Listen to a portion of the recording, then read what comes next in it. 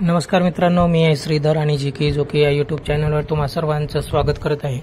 मित्रांनो, आजच्या व्हिडिओमध्ये आपण पाहणार आहोत की सर्व सरकारी योजनांसाठी असणारे अति महत्त्वाचे असे जॉब कार्ड आपण कशा प्रकारे काढू शकतो, जॉब कार्डचा फॉर्म कशा प्रकारे आपण भरू शकतो, भरल्याच्या नंतर तो फॉर्म कुठे द्यायचा, जॉब कार्ड निघायला किती दिवस लागतात, डॉक्युमेंट्स कोणते कोणते लागतात, ही सर्व A to Z माहिती आपण आजच्या व्हिडिओमध्ये पाहणार आहोत।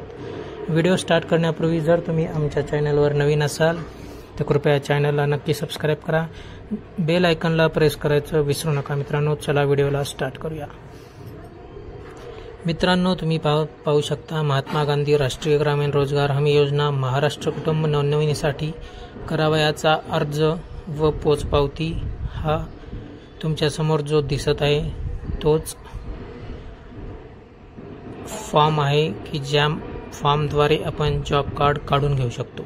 हा मित्रांनो, हाच तो फॉर्म आहे ज्या फॉर्मद्वारे आपण जॉब कार्ड काढून घेऊ शकतो। ते फॉर्म कसा डाउनलोड करायचा ते सर्वात आधी आपण पाहणार आहोत। मित्रांनो, त्यासाठी गुगलवर तुम्हाला job card form Maharashtra PDF असं टाकायचं आहे। ते टाकल्याच्या नंतर जी 1 नंबरची लिंक आहे जॉब कार्ड फॉर्म त्यावर तुम्हाला क्लिक करायचं आहे। क्लिक केल्याच्या नंतर असा जॉब कार्डचा फॉर्म तुमच्या समोर ओपन होईल। मित्रांनो, त्यासाठी मित्रांनो तुम्हाला पती पत्नीचे आधार कार्ड आणि बँकेचे पासबुक तसेच मोबाईल नंबर हे आवश्यक डॉक्युमेंट्स लागणार आहेत। आपण फॉर्म कसा भरायचा ते देखील पाहणार आहोत। सर्वात आधी उजव्या साईडला तुमच्या गावाचं नाव लिहायचं आहे, त्यानंतर ग्रामपंचायतीचं नाव लिहायचं आहे, त्यानंतर तुमचा तालुका कोणता आहे तो निवडायचा आहे किंवा तिथे लिहायचा आहे, त्यानंतर जिल्हा लिहायचा आहे। मित्रांनो, त्यानंतर तुम्ही दिनांक टाकून द्या ज्या दिवशी तुम्ही फॉर्म सबमिट करणार आहात त्या दिवशीचा। त्यानंतर सर्वात आधी कुटुंबाचे जो प्रमुख व्यक्ती आहे त्या प्रमुख व्यक्तीचे नाव त्या ठिकाणी टाकायचे आहे। त्यानंतर अर्जदाराचे नाव लिहायचे आहे। मित्रांनो, त्यानंतर अर्जदाराचा संपूर्ण पत्ता घरा क्रमांक सहित त्या ठिकाणी टाकायचा आहे। त्यानंतर मोबाईल क्रमांक तुम्हाला त्या ठिकाणी नमूद करायचा आहे। त्यानंतर खालील जे पॉइंट आहेत त्यामध्ये कोणते कोणते पॉइंट तुमचे आहेत त्यामध्ये तुम्हाला अशा प्रकारचं चिन्ह करायचं आहे। जात प्रवर्गामध्ये कोणती जात आहे ते टिक करायचं आहे तसं चिन्ह। त्यानंतर अल्पसंख्याक आहात का, अल्पभूधारक शेतकरी, सीमांत शेतकरी ते तुम्हाला निवडायचं आहे। भूसुधार लाभार्थी आहात का, इंदिरा आवास योजना लाभार्थी आहात का हे तुम्हाला त्या ठिकाणी टिक करून सांगायचं आहे। त्यानंतर आम आदमी विमा योजना लाभार्थी आहात का हे देखील होय नाही मध्ये टिक करून सांगायचं आहे। मित्रांनो, त्यानंतर नंबर 10चा ऑप्शन राष्ट्रीय स्वास्थ्य विमा योजना लाभार्थी आहात का ते देखील तुम्हाला सांगायचं आहे, असल्यास त्याचा क्रमांक तुम्हाला त्या ठिकाणी लिहायचा आहे।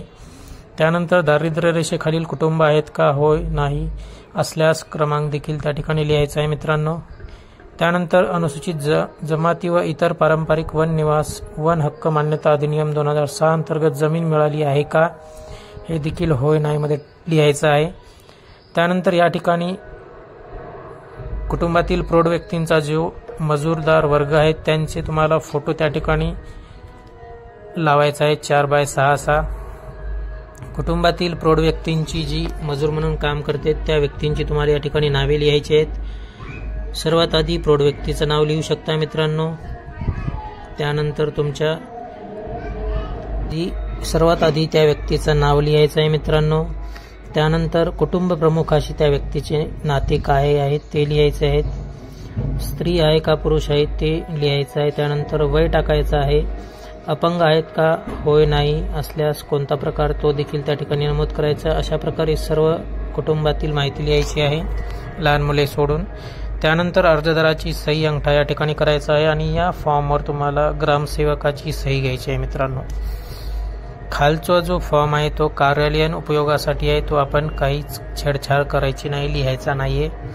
त्यानंतर पुढच्या पेजवर मित्रांनो जी वरची अर्धवट माहिती आहे तीच 3 नंबरच्या पेजवर आहे, ज्यामध्ये 1 नंबरच्या व्यक्तीचं जे नाव लिहिलं होतं त्याचा आधार क्रमांक, निवडणूक ओळखपत्र, इलेक्शन कार्ड माहिती, त्यानंतर बँकेचे किंवा पोस्टाचं खातं क्रमांक आणि अंगठा किंवा सही असल्यास त्याप्रमाणे लिहित जायचं आहे। त्यानंतर खाली मित्रांनो नमुना नंबर 1A अर्जदाराचे नाव त्या ठिकाणी लिहायचे आहे। त्यानंतर नोंदणी अर्ज मिळाल्याची तारीख त्या ठिकाणी टाकून ग्रामसेवकाची सही व शिक्का घेऊन ही पोचपावती तुम्हाला ग्रामपंचायतद्वारे दिल्या जाईल।